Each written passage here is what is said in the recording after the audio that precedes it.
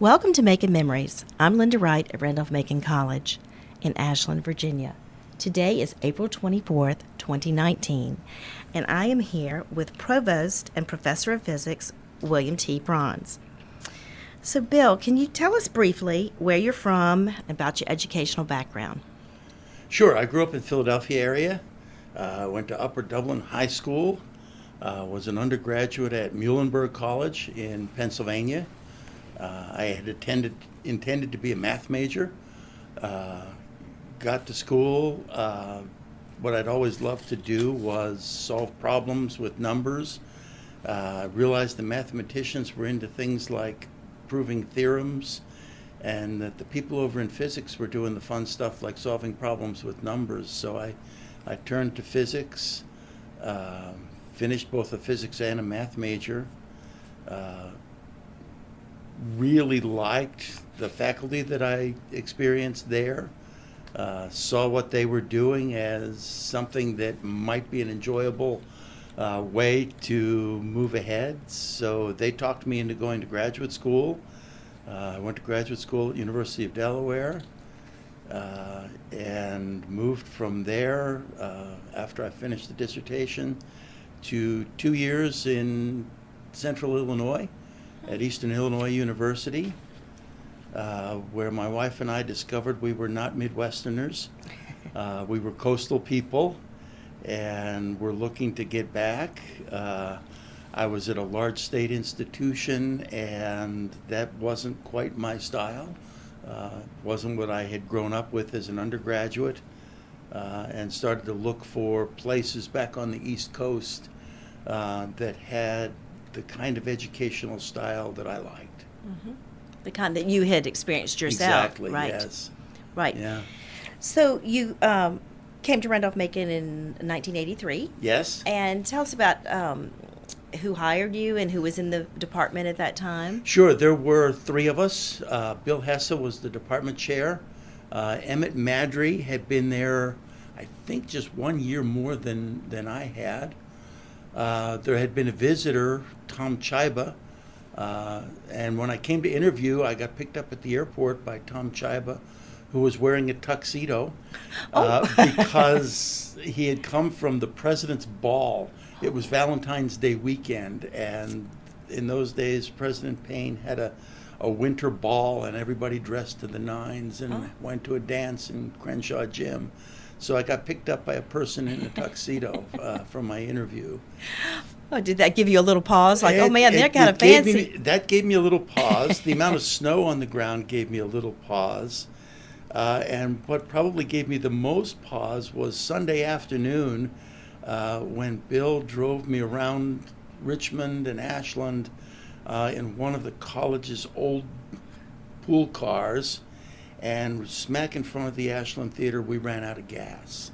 Oh, no. With about a foot of snow on the ground. And in those days, you could check out a college car for almost any reason, even for personal reasons. Oh. But if you put any gas in it, it got charged to your department budget. And Bill was cheap. And he was not about to put any more gas in there than possible. And everyone's goal was to return the car to the motor pool with no gas in it. And we came really close to being able to do that, but he ran out of gas right in front of the theater and had to hike down the road and to the nearest gas station and put some gas in the car. But it didn't. That didn't scare you off too much. No, I came anyway. That's right. There's a sense sometimes that you're needed somewhere, and maybe I was needed. Oh, goodness. Okay, well, so you moved to, did you move directly to live in Ashland when you moved here? We lived 1 year on Staples Mill Road in an apartment, trying to figure out where we'd want to land. Mm-hmm. We didn't have a lot of money. And then Bill was to go on sabbatical in Germany, and he invited us to house sit for him for a year. So Patty and I and our now newborn moved to 123 Mullen Drive to Bill Hesse's house in June. And unfortunately, what happened next is that in August, he was killed in a car accident in Germany while he was on leave. and we were about to be homeless. So we moved 3 houses down the road to 117 Mullen Drive. Worst move of my life, because when you're moving 500 feet, you don't think you need to pack, but you do. And we lived there until we bought our house over on Sneed Street, where we've been forever. Great.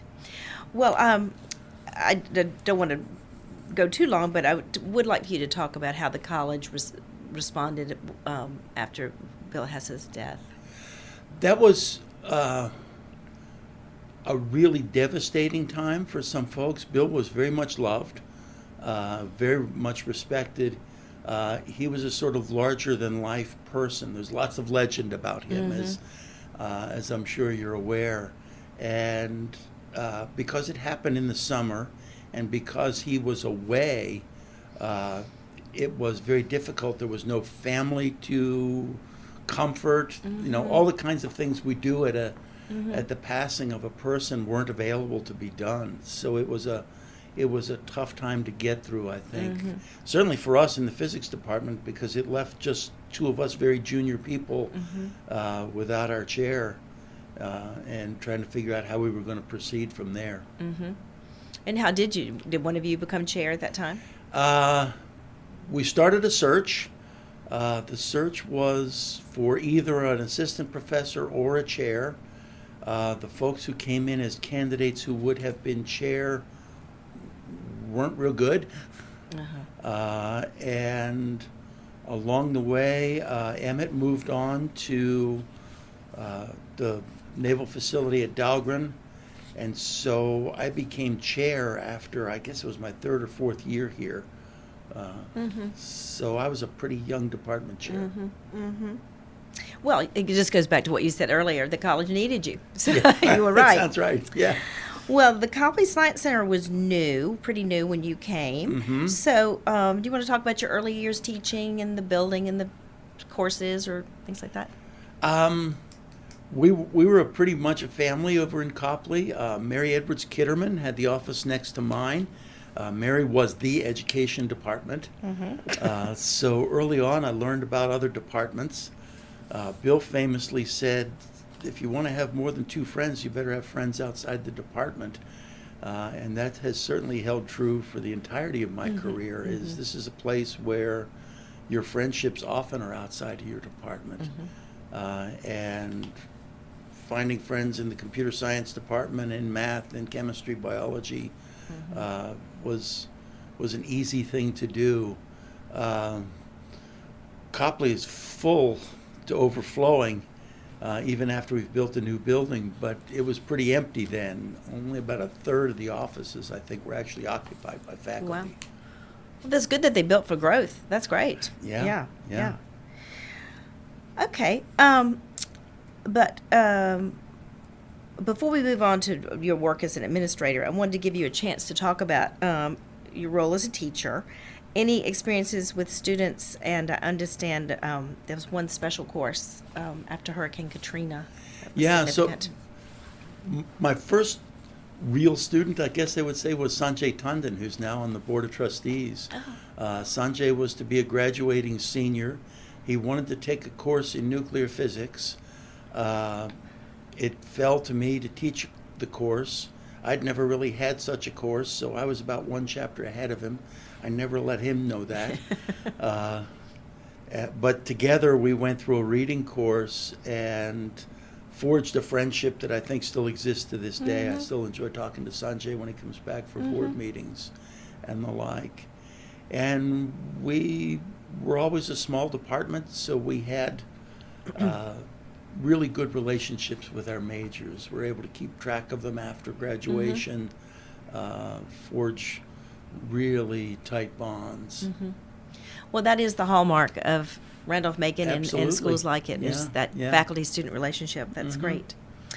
Did you want to talk about going to help out Katrina? Sure. This happened after the storm, and I had never been to New Orleans before the storm. I had no idea what that was like. I remember my son calling me up just before the storm, and he said, New Orleans is going to disappear, and I've never been there. And I said, well, I've never been there either. And I can't imagine an American city disappearing, but it came real close. After the storm, I talked with Ira Andrews. Ira was a friend, dean of students, and Reber Dunkel, who taught for us in sociology at the time. And we decided we wanted to have a course. So we went to Dean Hoyer, who graciously agreed that we could take students. We rented a bus. We had 28 students who signed up, who paid not a whole lot of money because we didn't have hotels and things. We had to pay for the bus, and we slept in Sunday school rooms at a Methodist church across the river on little mats at the ends of our day. But they paid. We spent 2 weeks in the city mucking out houses.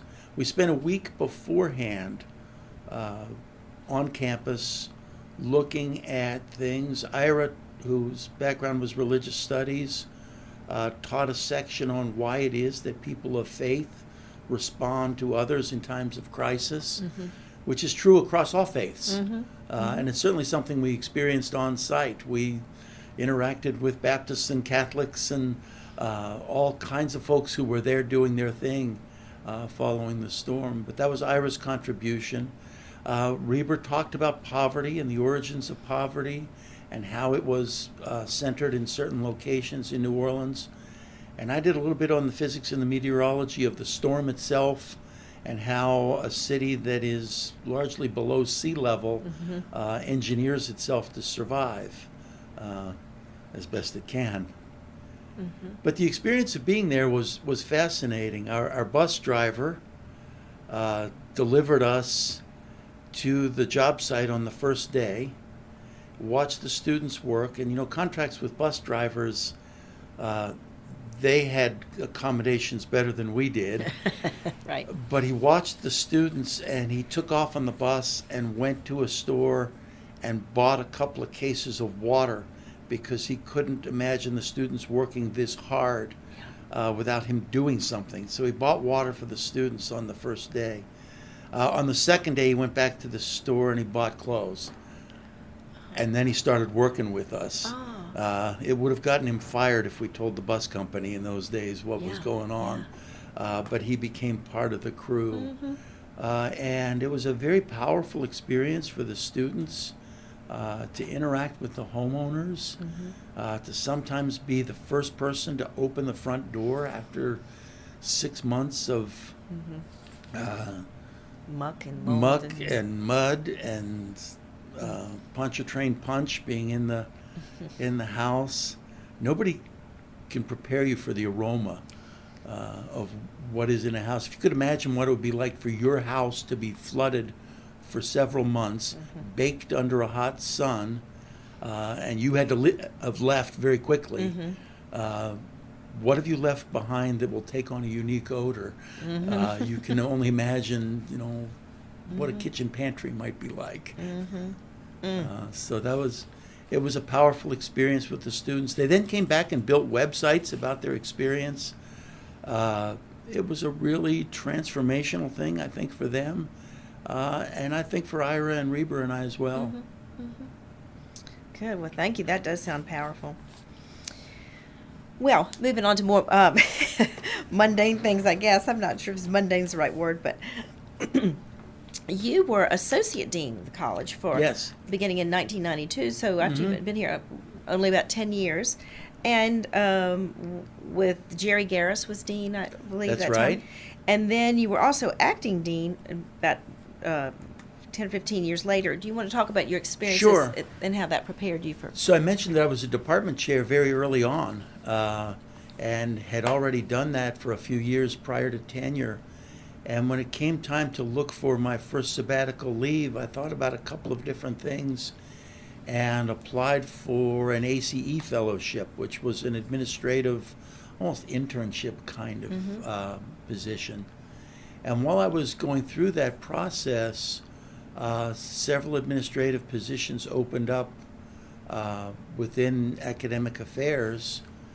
And I had become friends with Dean Garris, and we had a deal that I would come and try it out, just like I had an ACE fellowship, and see if I liked administration, and work for him as an associate dean. And at the end of the year, either of us could walk away, no questions asked. And then I stayed and worked for him for 9 years, and he was truly a mentor in a lot of ways.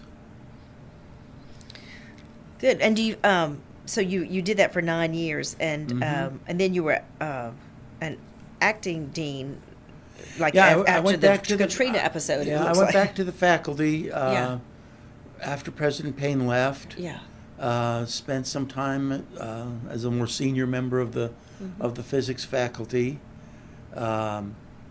When President Lindgren came and Dean Hoyer left, there was a need for an interim person while a search happened. So I filled in for a year there while the search took place. So that was good. You'd had that experience. Yeah. Again, Yeah, the college it was needed helpful. You. Yeah. So during your time, I'll just say for the record that you were appointed provost of the college in 2009. So during that time, the last 10 years have been a lot of change and growth at the college and across all areas. Yes. So why don't we talk about that Sure. a little bit? Why don't we start with the students and student body changes and seen in 10 years or time as provost? So I guess the first most noticeable thing about students is there's more of them. Yeah.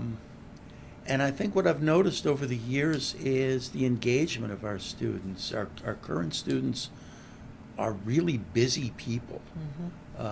They're athletes, they're part of the Greek system, they're in SGA, they're in theater, they're in choir, they're in chaplain's office, they're in Habitat, they're doing all kinds of things. And this is not a place for wallflowers. And it has really, I think, become more vibrant.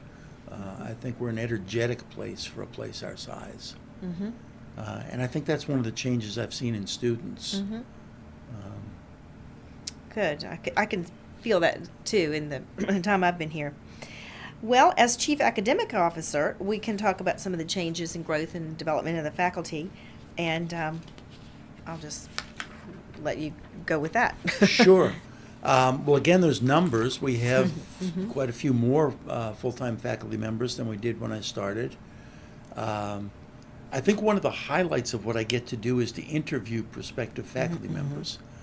It's great fun to sit with someone who's incredibly bright, who is enthusiastic, and is telling you excitedly about the work that they do and work that they hope to do. And I guess as a lover of the liberal arts that I am, I get to learn something from each of them, no matter what the discipline is that we happen to be interviewing in. So it's a great joy to interview candidates. As I say, one of the highlights of what I get to do. But beyond just numbers of faculty, we've added a lot of programs.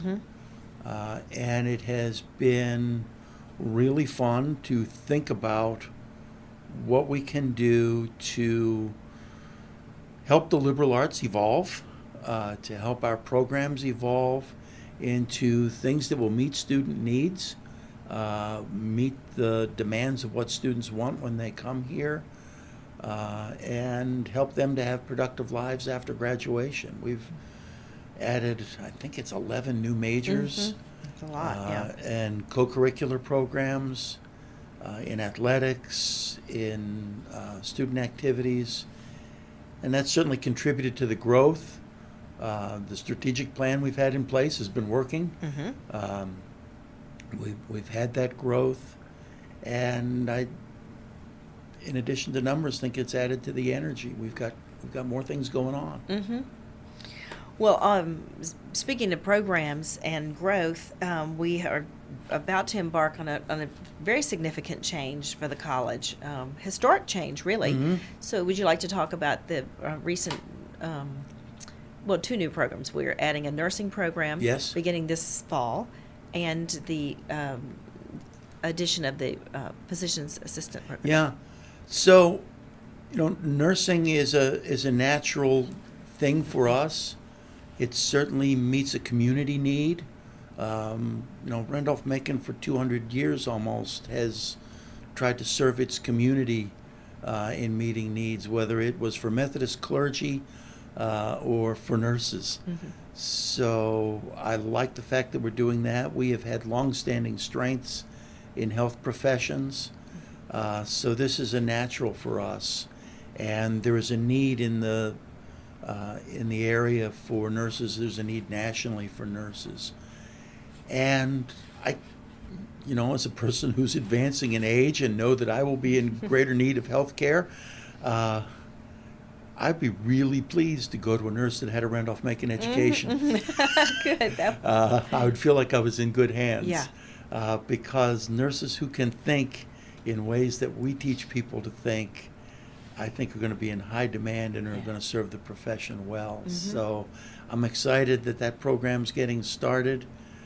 Physician assistant is another interesting one. It's a return to something that we used to be. I mean, we used to give graduate degrees back in the 19th century. Mm-hmm.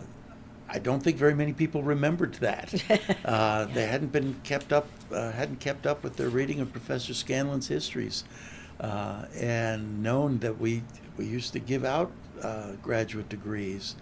So I think it was startling to some folks that this historically undergraduate institution would ever issue a graduate degree. When they learned that it happened in the past, they were shocked.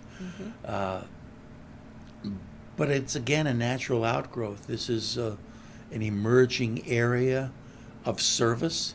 Physician assistants come at the healthcare profession very much as service people. Again, that fits our mission so well. And I feel like we're satisfying a need for society in a way that we can do so. And it will continue to add energy, it will continue to add prestige to our institution. And I'm excited about what it's going to bring. Yeah, a lot of changes, but I think it's a lot of compelling reasons to move forward with that, absolutely. which you've touched on. Well, speaking of service, you have done quite a bit of service for the college besides your roles as faculty and administrator. So I wanted to give you a chance to talk about some of the ways that you've, some committees you've been on. I know you were on the Presidential Search Committee and other really significant ways you've served the college. Yes, I was on the search committee that brought President Lindgren. It was a great experience. It was an opportunity for those of us who were faculty to interact with trustees in a way that I think forged some good relationships between trustees and faculty. I think those of us who were a part of the process really realized that both groups passionately wanted the institution to succeed, and you really see that when you work on a project together. So that was great. Prior to being associate dean, I had been chair of the curriculum committee for a number of years, and that was the expertise I was bringing to the dean's office in those days, was working on curriculum development. And indeed, as associate dean, that's when we brought our first interdisciplinary majors: environmental studies, women's studies, international studies. All came about during that time period. So that taught me. I think it also taught the institution what we could do in that regard. I was on the committee on the faculty and chaired that in the time between being associate dean and being provost. And certainly as department chair had worked through faculty development, faculty evaluation, things like that. So I guess I'd seen a lot of the different aspects of the college by the time I landed in the provost chair. Which is great, that you had all those different pieces to come together, and you had a big toolbox it's been helpful to use. Yeah, great. Well, I do want to have a chance to talk about, on a personal note, a few things that people mentioned to me. Can you tell us about your Friday evening family nights in Crenshaw Gym? Oh gosh, that was really an enjoyable time. back when I was younger and more nimble. And so were the rest of us who were a part of that group. I don't remember who started it, but there were several families, including my own. The Shays, Russ Shay was a good friend. The Garrises, which is, I mentioned earlier, Jerry had become a friend. Mike Wessels, the Raboons, the Spagnas, the Lamberts, and I'm missing a few, I'm sure. Ungers, maybe. Ungers, absolutely. Porters. Kids came along. Kids hung out in one area. Parents played volleyball or basketball or whatever they wanted to do. And at the end of it, everyone adjourned over to Anthony's across the road to undo whatever good we might have done by getting the physical exercise. But it really was a nice community builder. Everybody's kids were everybody else's kids, so one person would kind of drop out of games for a while and make sure the kids were safe and not getting into any trouble, and everybody's children obeyed everybody else's parents. So that worked well, and the kids grew up knowing one another, and they formed some lifelong friendships. When my daughter got married a couple of years ago, Ellie Shea was her maid of honor. She's known Ellie since Ellie was born. And they played in the gym together, and That's great. So it was a multi-generational friendship. Yeah, that's wonderful. That's a wonderful description of community. That's great. You outside of Randolph-Macon, I believe, had some experience as a soccer referee. That's and right. a special license plate. Yes.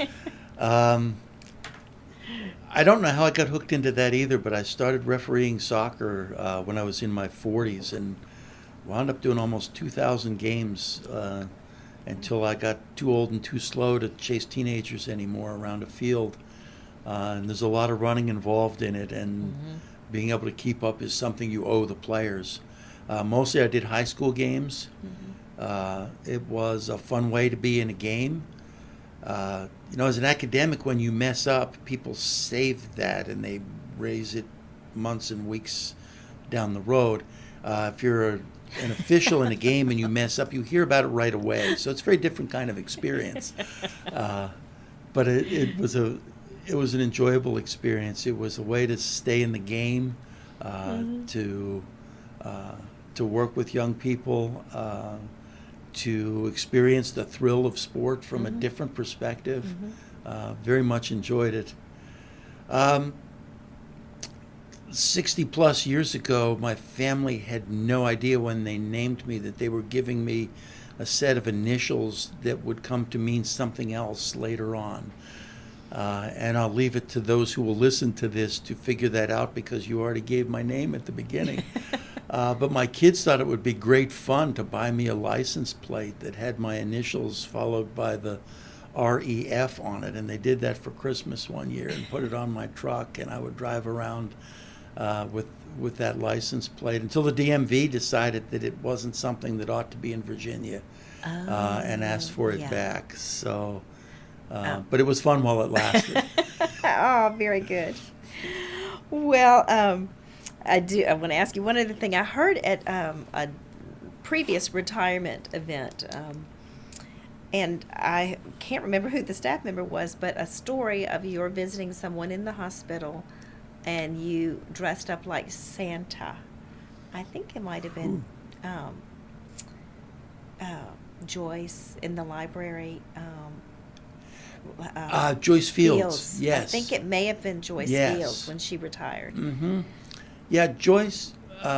Joyce was a special person. Joyce was our assistant in the dean's office when I was associate dean. Oh. Joyce had some health issues, and did go visit Joyce and get to know her husband as well as her, and she moved into the business office after she had been ill, and worked there for many years.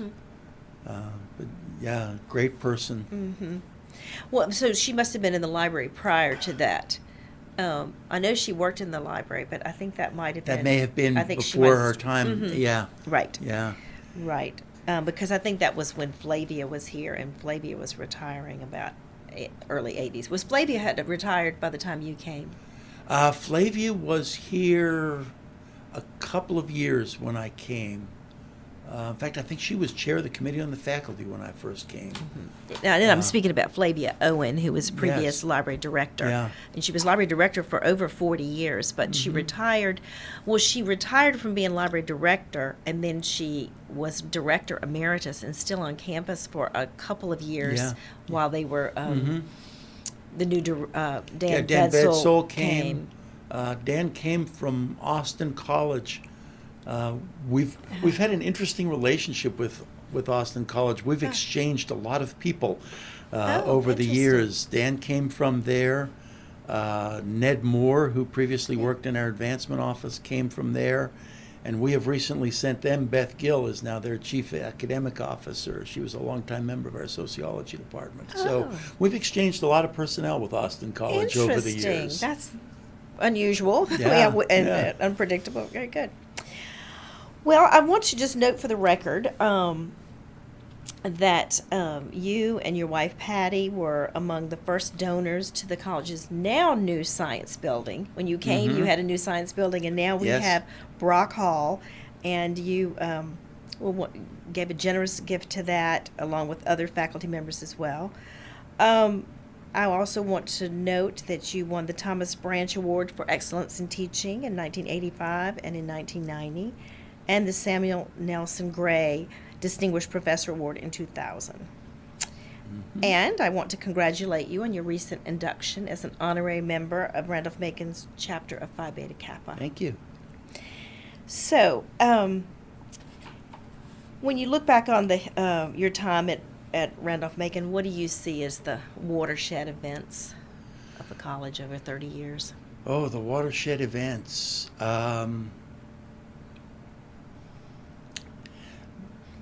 The very room in which we're sitting right now didn't exist.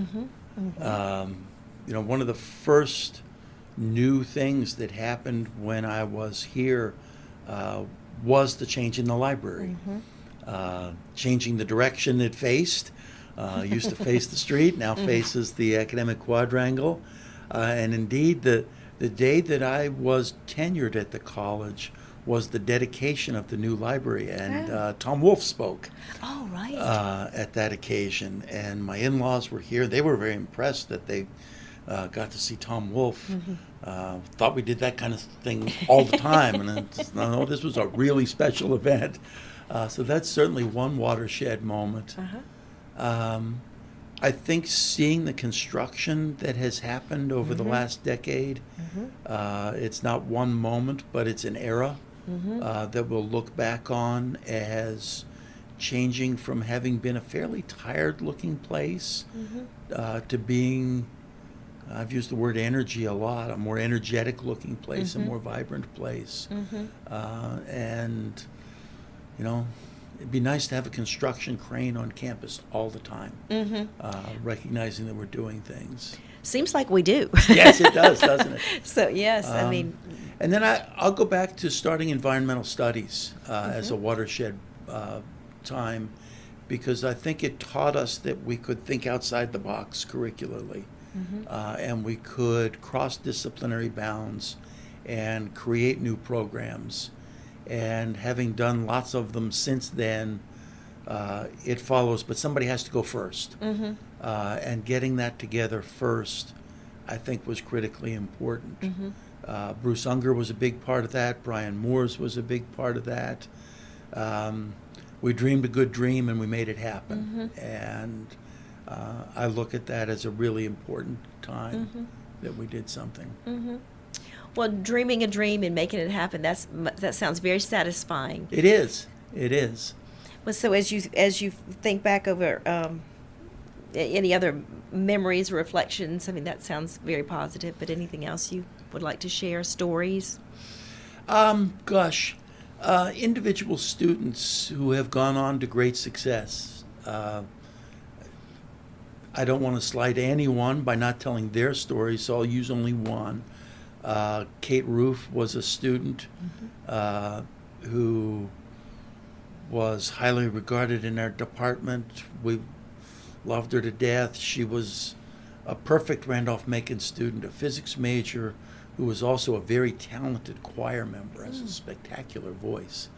Went off and did a PhD at Notre Dame, very rapidly moved through positions to become a chief financial officer in the South Bend school system, and has now come back to Randolph-Macon and works in the president's office, helping us implement our strategic initiatives, using her problem-solving skills. I'll go all the way back to where we started, Lynda, and talk about liking to solve problems with numbers.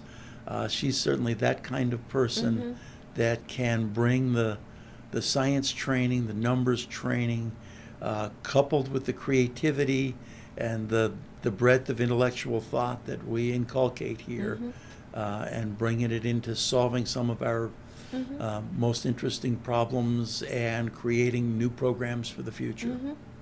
Wonderful. That's a wonderful example, and a great way to sort of tie the interview together by a Randolph-Macon student who has done really well in coming back to serve the whole theme of service again. Well, I understand that you are going to take a well-deserved sabbatical next year. That's correct. And do you have any plans, specifically what you plan to do on the sabbatical and beyond? I have 2 writing projects in mind. One is I have a long-standing research interest in the physics of sports. It has tied together. You mentioned my work as a soccer official. One of the things that is not well studied is the science of officiating.